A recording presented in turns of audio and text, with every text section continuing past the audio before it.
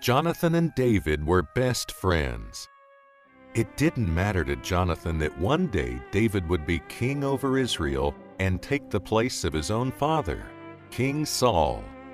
Jonathan would always do what was best for his friend because he loved David and he knew that God was with him.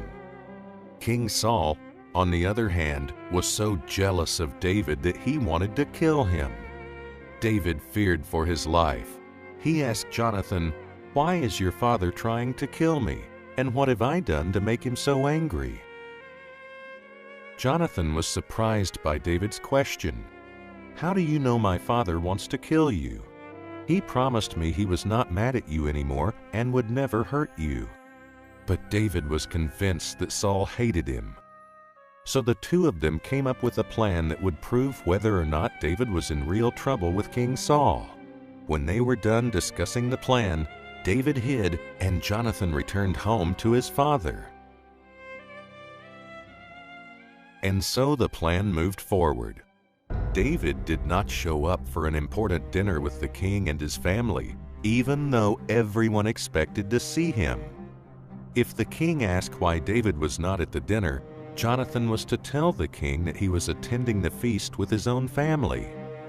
The hope was to find out whether Saul would be angry with David or not.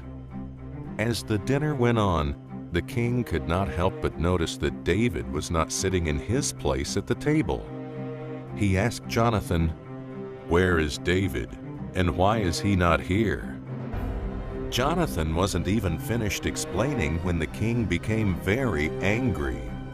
He was so filled with hate that he picked up his spear and hurled it at his own son. Jonathan knew without a doubt that David was in real danger. David, still hiding, waited for the signal that would tell him whether or not it was safe for him to come out. Jonathan would shoot 3 arrows close to the target if David was safe, but he would shoot them past the target if he was still in danger.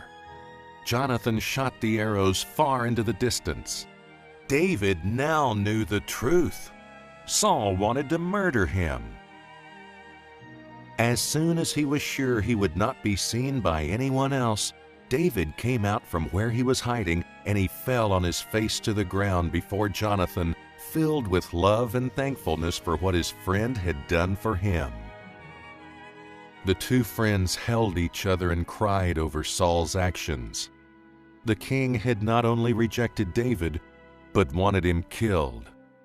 Now the two friends and their two families would be separated forever. David cried even more than Jonathan. So Jonathan truly loved David as his own soul. He knew that God was with David and that he would be king over Israel. Not only had Jonathan protected David with his own life, but he continued to stand by David to the very end. The last recorded words of Jonathan to his beloved friend were, "Do not fear, my father, for you are destined to be king, and I will be second to you. Even my father knows this."